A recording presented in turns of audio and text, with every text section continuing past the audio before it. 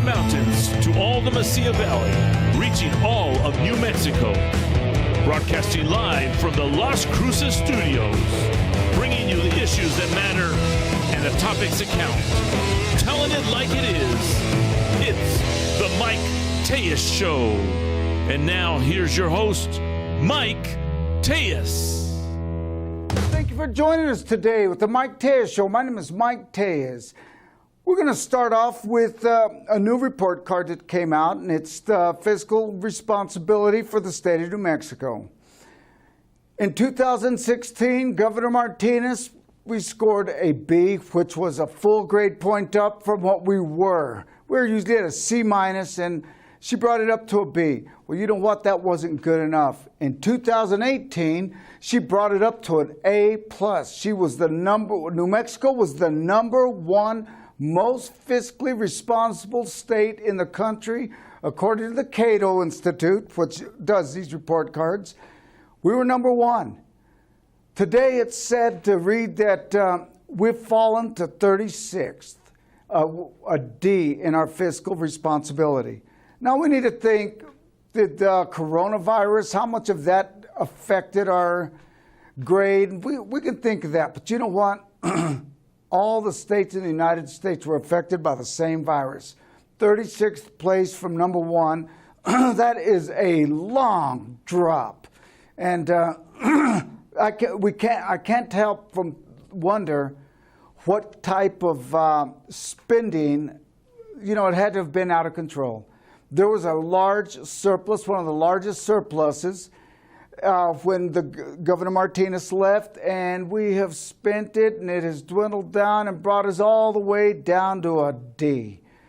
That's a sad state of affairs, and that means that what that means is to bring us up, the tax burden on every citizen in New Mexico would roughly be $17,000 to bring our budget back to where it needs to be. That's not good news for our state. And, right now we see the governor coming under fire from a bipartisan group about her spending on the emergency COVID money, and I don't know. We need to pay attention to what's going on in Santa Fe. My goodness, we're a year away from an election, but my goodness, we need candidates who are willing to run, who are fiscally responsible. You know what? I hate even mentioning this qualification, but honest, fiscally responsible candidates who are willing to go up there and make the hard decisions. Our whole state we're in trouble. And so we need people to start coming forward. We need help in this state right here. To go to a D, I would hate to think we're going to wait till we go to an F. Well, one way to bring this up is to raise taxes. Now, raising taxes is getting ready to happen. We see in the future taxes being raised. Well, you know that Governor Martinez, one of the things she did was she did not raise taxes. She was totally against raising taxes. She vetoed any bill that she considered frivolous spending in the state. I tell you, no matter if you like her, you don't like her, she did a great job, and she had New Mexico #1 in something for the first time. Boy, it's nice to know that we have been first once. So, those are things we need to think about. We need to think about the state of our government, the state of our city. We have talked about homelessness and talked about it. KVIA News and the mayor of Las Cruces, he actually got up, he went out early in the morning, about 6:30, and he started driving around the city to see what's going on with this homeless problem. Finally, somebody gets out there and takes a look at the problem. And I applaud the mayor for doing that. I mean, he got out there and actually physically walked up and started checking on the homeless population and the homeless problem. I would sure like to see the city council members, they should be doing that in their districts. the worst district of them all, the El Paseo area, Idaho area, that is the worst district of them all. Well, that city councilor, he's not really interested in taking a look at what's going on in his district anymore because, for one, he's not running again, so, that's not his problem anymore. So he decided, I can't fix my little district right here in Las Cruces, not that big, so I'm going to run for Congress and try to fix this whole part of the state district. So, I don't understand his thinking. I would like to think that if he was really interested in taking a step up, he should have done something about his district. It looks terrible out there. I can't believe, I don't know if he's ever walked the streets of his district to take a look at what's going on. Shame on you. You need to take care of your district before you start getting these aspirations of going out and conquering a bigger district. Right now, though, we do have the local races coming up. Exciting. We have some council districts coming up. They look like they're starting to get a little bit heated up right now. Henry Young, it's the latest person I've talked to about that he's running. And, there's several others. But the part that has really grabbed my attention is the school board elections. Never have I been so intent on paying attention to the school board elections. Mr. Macha, I'll tell you what, that man is hard to beat. I've talked to him. He's an engineer by trade. He's a tech-savvy guy. He has got the ideas, the dreams, aspirations, what he wants to do in the school board is, it is a breath of fresh air. Mr. Macha told me, he says, Mike, I think we need to pay attention to the school board. While it is one of the most ignored elections, the most ignored seats there are, it is the only seat that contains 100% of our future. 100% of our future is in those schools right now. 100%. 100%. That is one of the positions we should pay the most attention to. President of the United States, yeah, that's important. Governor, yeah, that's important. All the local representatives and senators and council members, that's important.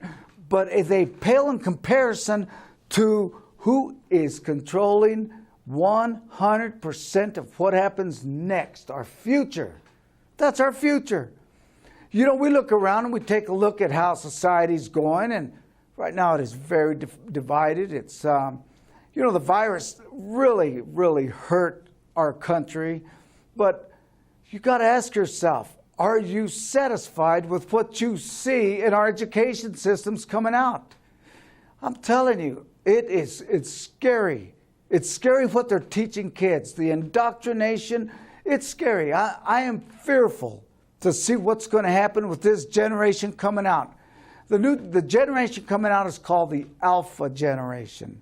The generation after that would be the Z generation, the millennials. Then we got the X and the boomers and the silent generation. Those are the generations. But right now we have the Alpha. They're in school right now. Now, how many of us can honestly say we know anything about the school board? How many of us can honestly say we've ever gone to a school board meeting?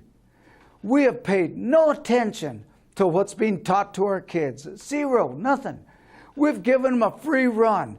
I'm seeing school board meetings where they just cut your mic off. You have a minute to speak and that's it.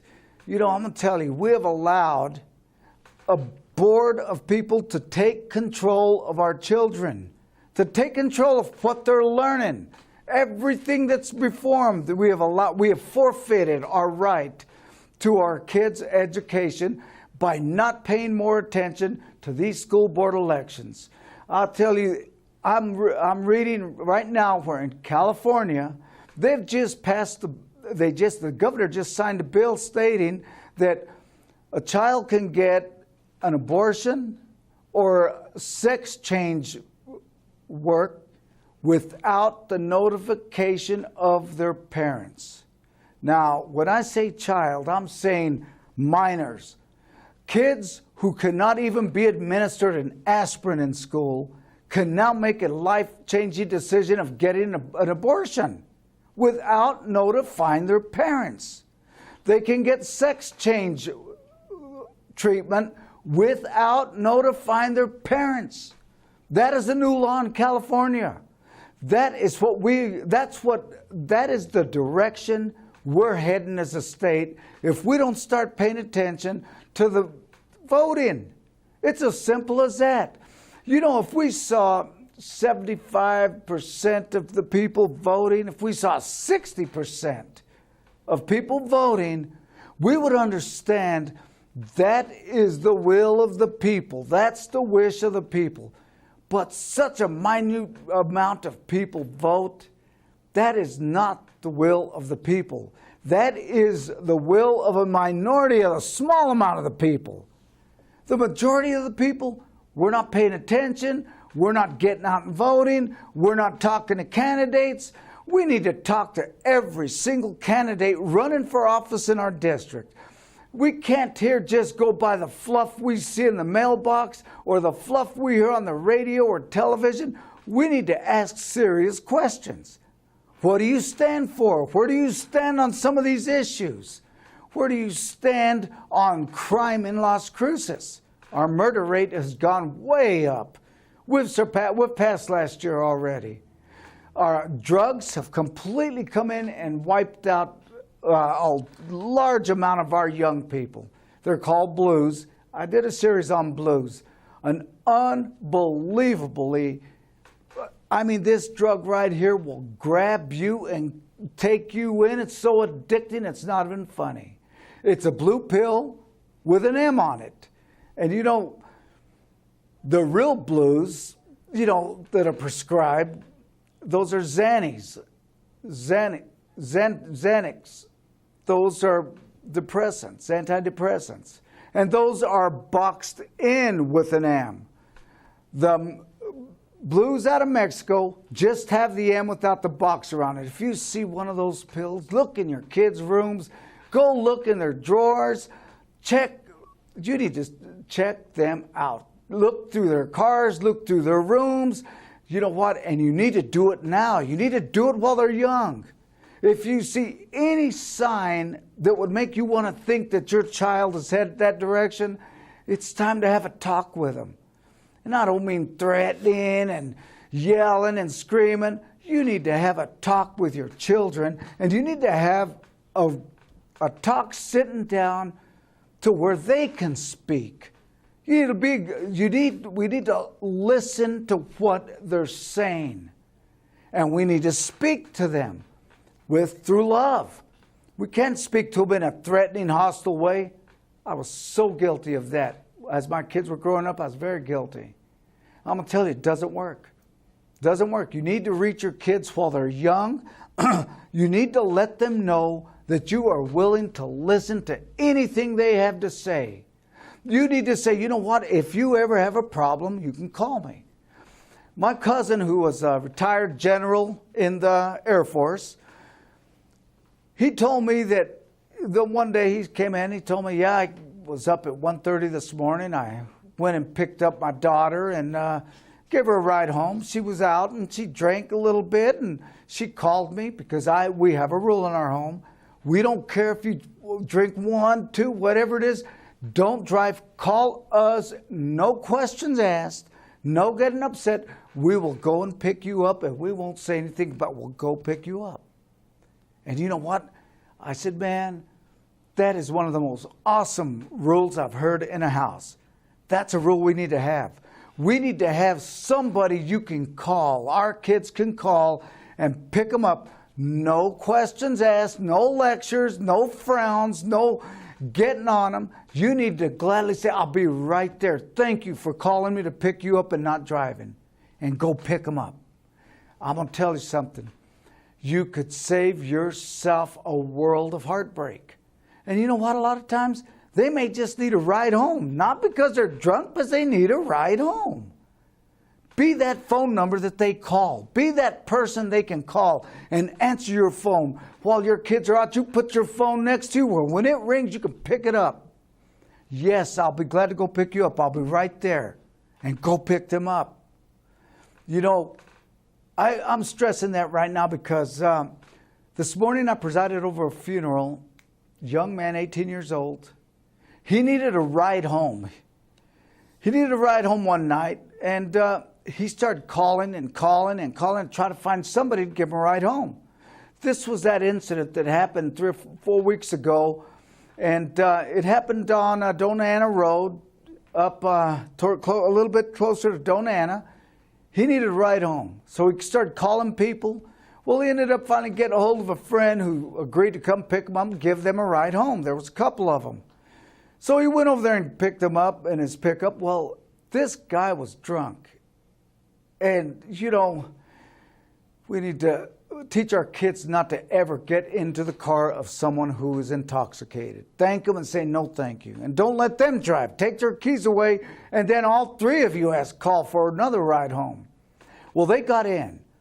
And this guy started driving crazy. Well, he lost control of his vehicle, ejected the young man out of the back.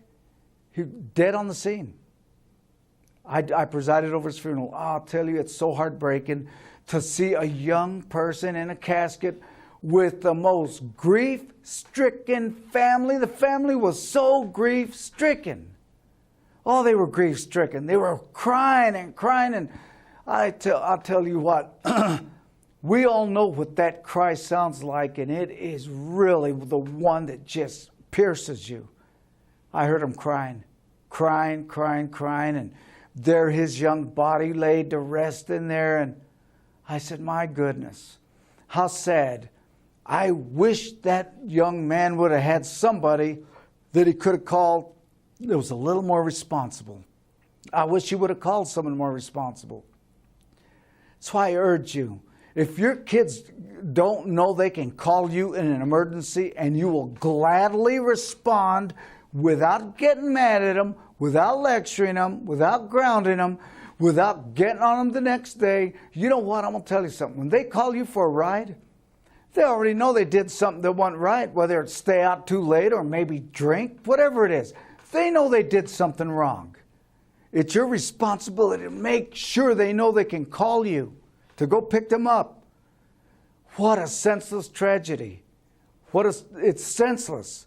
You see these kids get killed. I mean, it is sad. Be that number they can call. Be that person they will look to. So that's all right, I'll call my dad. He'll give us a ride. That's all right, I'll call my mom. She'll give us a ride. That's all right, I'll call my sister. She'll give us a ride. I'll call my brother. I'll call my aunt. I'll call my uncle, my grandparents. Give them a number of someone they can call in case they need a ride home, so that you don't have that horrifying early morning phone call to go identify one of your loved ones. That is a heartbreaking experience. I saw the family. It was devastating. It's a hard service to preside over, and I've presided over several. That, I believe, a young person is the toughest. We see that going on with that message right there.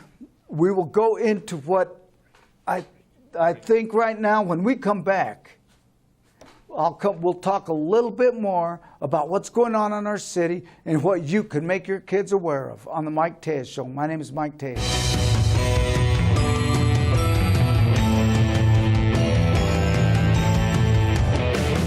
Did you know that student loans and credit card debt stifle our students' post-secondary and post-collegiate pursuits?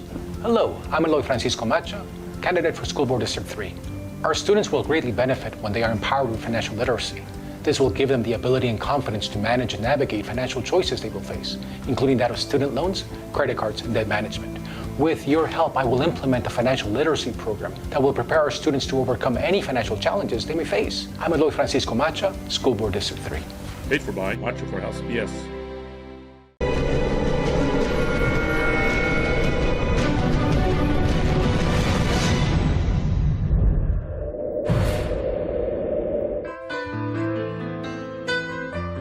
Hi, I'm Ray Bamberg with Here on Earth. I would like to invite you for a free hearing evaluation to our office. We've been here in southern New Mexico for 34 years helping people hear better.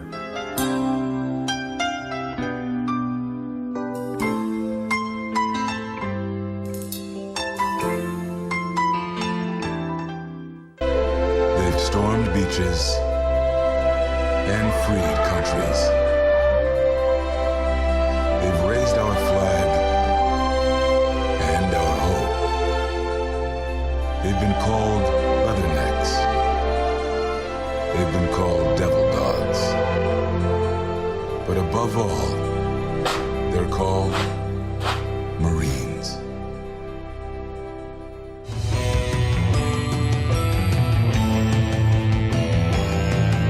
Welcome back to the Mike Tellez Show. My name is Mike Tellez. We're talking about what's going on in our city right now, the health of our state. An article published in the New York Times said that there was 93,000 Americans dying of overdose deaths. And that is the New York Times, according to the Centers of Disease Control and Prevention. 93,000 Americans dying of overdose as the drug overdose increases. That has become an absolute 1.5 million fentanyl pills were seized by Border Patrol. Fentanyl-laced pills, whether they be Xannies, which are the blues, different to oxycodone, the painkillers, they're laced with fentanyl.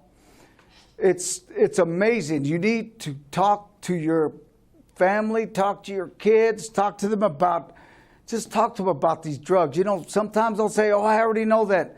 They say, well, you know what? I just want you to know how many people are dying every year. 93,000 people died in a year. That's a lot of people dying right now. We need to let them know that they're lacing different types of pills every day. Adderall, that's the latest one. They're starting to lace Adderall. That's a common pill also. They're lacing them. So we need to pay attention to what's going on with that. You know, for us to have a healthy state, it's unfair to put it all on the governor's office and the legislatures and on Santa Fe or on Washington. For us to have a healthy state, we need to start by having a healthy city.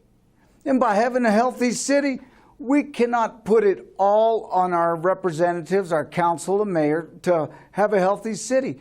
We need to break it down into our districts and neighborhoods. We need to do our part. We need to talk to people running it. We need to talk to our council members and ask them, what are you doing about this? What are we doing about this drug epidemic? Now, mind me, there are some districts in town that do not experience this. There's several districts that do not experience that harshness of what District 1, downtown area. Oh, I tell you what, some of those districts there, unbelievable. District 2, some of the issues that are hit that part. Now, those problems will eventually bleed into your all's districts. It's important that you all pay attention to what your representatives in your small district, talk to your council people. There's an election right now. I mentioned that a little earlier. We have candidates running. Talk to them. Ask them hard questions. You don't have to write down the questions you're going to ask them. You know what you need to think about? Ask what you believe, what you see going on. Ask what is affecting your world. I'll tell you what. There is hardly a person that you can talk to that drugs have not affected their family and devastated, taken out a loved one, hooked a loved one. You know, somebody is parents to all these people we see homeless on the streets. And I'll tell you, a whole lot of them I've talked to, those drugs have grabbed them and will not let them go. They get so immune to those drugs that they quit smoking them and they start injecting them. And I'm going to tell you, I've talked to several users, and I've talked to people that are trying to quit, people that have quit. I talked to one gentleman, he said, yeah, the blues have destroyed my girlfriend. They've destroyed me, but not to the extent it destroyed her. She has to get kidney dialysis because she has taken so many of those that it has messed up her kidneys. You know, I see it. I see it in family members, how drugs are completely ravaging the home. They turn the most honest, sweet kids into thieves. And who do they steal from? They start with stealing from you. You know, we need to understand that if your kids are out there and you need to cry out for help, you need to call them in, do whatever you can, get them into counseling. We are right now working as hard as we can to get a facility that deals with substance abuse and mental health issues. We're working on that. We are giving it everything we got to try to get a facility in that you could actually take your child to, that would have beds and be a longer term place for substance abuse, mental health needs, some place that doesn't cost you your home, some place that they will take you in and not charge you. We're looking at ways to get the funding from federal money, from whatever money is out there that they're given for that. We're looking for it right now. We're looking to get that. We're fighting that problem as hard as we can. It is a tough one, but we're not going to quit fighting it. We're going to stay on that front line because at the end of the day, my name is Mike Tellez, and I believe our children are 100% of our future. We need to take care of now and the world they live in. Thank you for joining me today with the Mike Tellez Show. My name is Mike Tellez.